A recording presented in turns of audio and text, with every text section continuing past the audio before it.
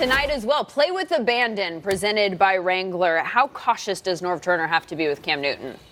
I mean, he better not be cautious. If Cam is in the game and ready to play, I mean, let him loose. I mean, that's the only way you're going to win the ball game. If you're cautious with him back there, that's how you're going to lose the ball game. He's ready. He done had the soldier surgery. They done did all the rehab. He ready to go. We seen his arm strength. Let him go, man. Cut him loose. Ain't time to be cautious. Shoulder surgery, the last 2 years he's had shoulder surgery. So to me, that's an issue. I think when you have a weapon like Cam that can do so many things, you have to incorporate him in the offense. I do agree with you like that. But you can't be reckless with Cam like he was in the past. They had plays in the quarterback power where he had a lead blocker and he was the runner. Like put it in, Willie. I get it, but you got to let him get into a groove first. Like you got to let Cam take advantage of learning and using his weapons. I think when we put so much on Cam's plate, that's when we see this offense kind of go the opposite way. And I know that he pulls guys in the box, and I know you have to game plan for him. But if he's not out there, we saw what that looks like, too, when Cam's not 100%. There is no offense. It doesn't matter what everybody else does. McCaffrey, the offense is done. So you got to keep him on the field. You got to keep him upright. I do agree with you. Incorporate some of those runs, whether it's RPOs, whether it's zone runs he's pulling in on the backside boots, whatever the case may be, but just be cautious. Don't overdo it this early in the season with Cam. And we all know what Cam is special at. Cam is special at using his legs to create plays. You cannot totally take that away. When Cam came out in this draft, we weren't saying, oh, my goodness, here go the next Dan Marino. You know what I mean? He never was a passer like that. We were saying this kid is a special talent at the quarterback position because it's hard to defend him because he can use his leg. If you're cautious and you take that away, that's taking big plays away from your offense, and it's letting the defense know that, okay, we could play him like this. He's not going to use his legs. Do you maybe not run him as much last week because you're going up against an Aaron Donald? Like, strategically, is that maybe the reason that we saw the type of approach that we did? Or well, the Rams got a good defense, and I just think they're just being cautious. Like, yes. you want to limit the hits on Cam. Like, you got to have him out there. I do agree. Like I said, I do agree. You have to use him because he is a weapon that he's an offense within the offense. You can do a lot of different things off of what you have, off of your base looks. And as a defense, we have to game plan for that. So we have to take reps out of practice to game plan for those type of plays. Whether they do them or not, we got to make sure we're ready for them. But, again, if Cam is not out there, then that offense is done, that team is done. So they go as Cam goes. So my thing is, you may have 5 to 10 plays scheduled for Cam that you can use off those play actions or use plays that you do in like a running play or some of those boot sweeps or certain things that he's great at. And then be cautious. Yeah. Don't keep lining them up and running quarterback power plays with Cam as a power runner. Up the middle, up the teeth of the defense with those D tackles and all those guys falling on him. I don't think it's going to fare well if that happens. You talked about some of his weapons that they might want to get going here tonight. Greg Olsen, another one. He is active. We just found out he's been dealing with some back issue this week, but he apparently will go. Bruce Irvin will not. He is inactive with a hamstring injury. So we're counting you down to kickoff here on NFL GameDay Kickoff presented by KFC. It is the Panthers hosting the Bucs at Bank of America Stadium, where, as you're seeing, it's raining right now. A little bit of lightning in the area. It's not expected to affect kickoff 8 p.m. Eastern right here on NFL Network.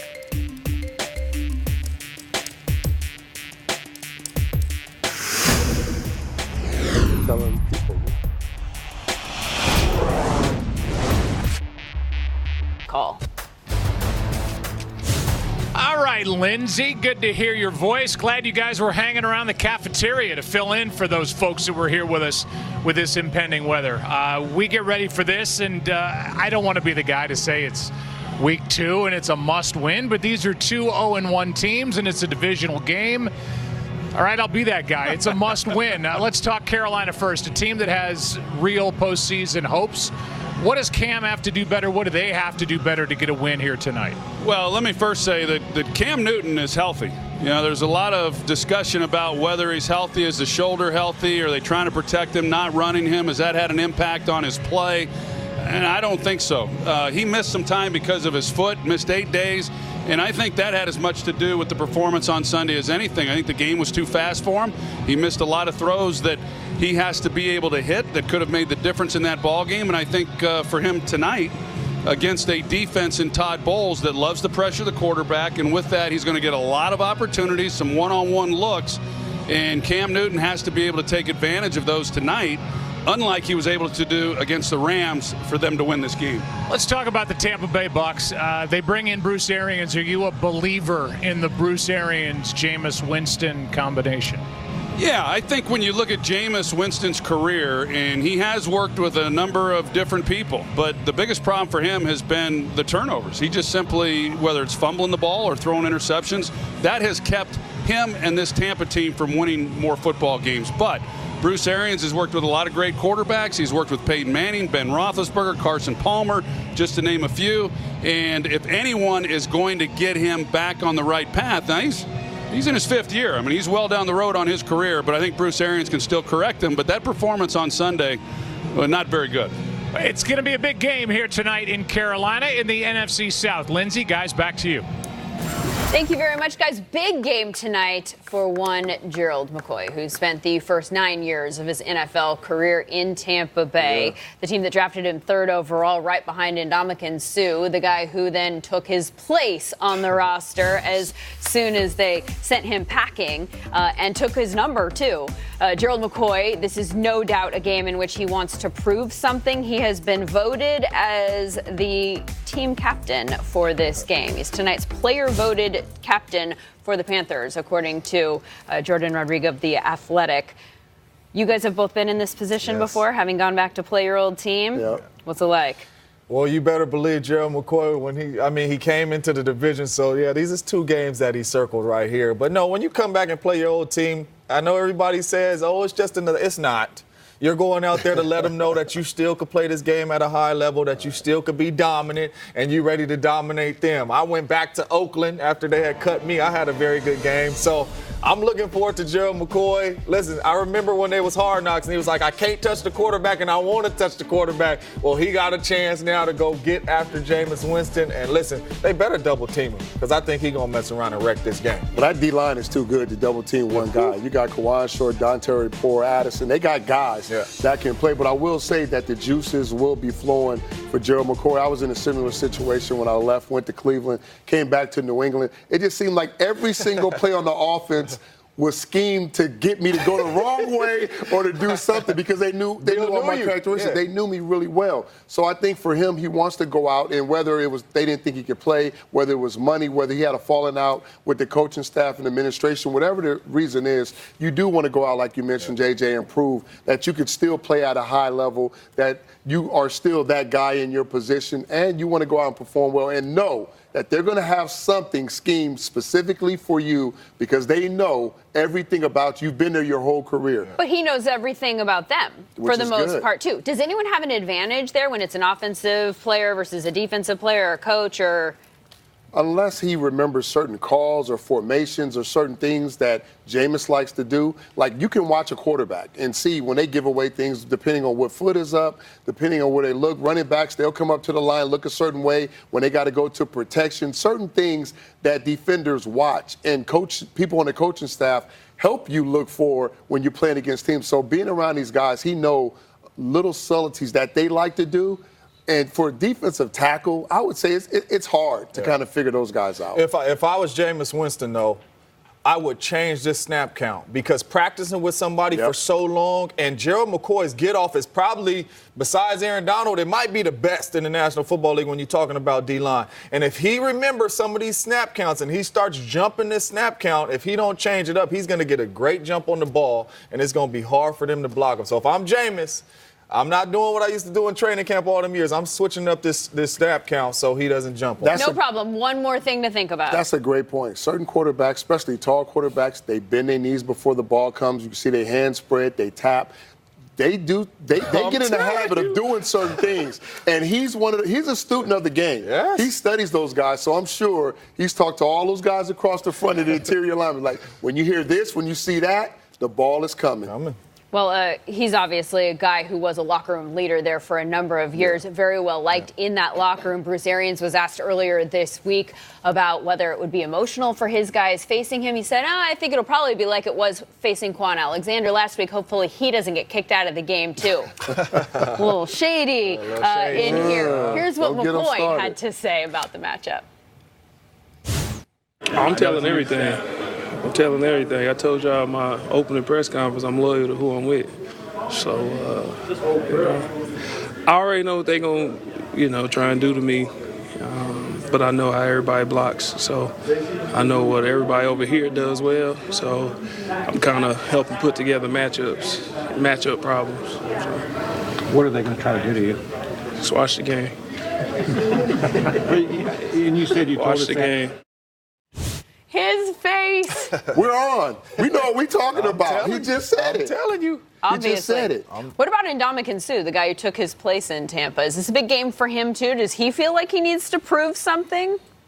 I don't think so. I mean, listen, this guy's been in the league for I don't know how many years, made a lot of money. I mean, this is his first year in Tampa, so I'm sure he doesn't think like, I got to go out here and match sack for sack with Gerald McCoy. I mean, he just got to come in there and be dominant. If Gerald McCoy is dominant in this game and you're not showing up, then all these Tampa fans is going to be looking like, why did we let him go and bring in Suh? And this guy just wrecked the game. So he has to have a good game, but I don't think it's pressure on him to go out there and ball out like that. I mean, he just has to do what he does. And they sort of play the same position, but they're different players. Gerald McCoy, I would say, is a little more athletic when it comes to pass rushing. You get a little more from him. If you look at his sack total the last 4 or 5 years, it's probably more than Ndamukong Suh. Ndamukong Suh will definitely get the double team in the run game.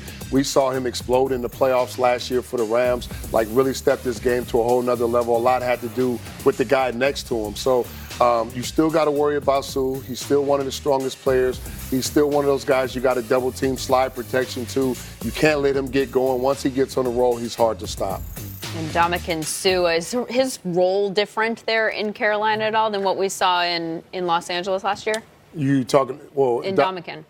Never mind. Right. In Tampa. Is his role there in Tampa different than it was in Los Angeles last year? Well, he's going to play the same position. He's going to play that D tackle. They may move him up and down the line. We saw him play some defensive end last year for a while because they didn't have an edge rusher. And then when they got the trade for the linebacker outside, they moved him back to his natural position inside with Aaron Donald. So he is that type of player where you can move up and down the line just depending on scheme. And you heard Gerald McCoy say it. I know who has matchup problems.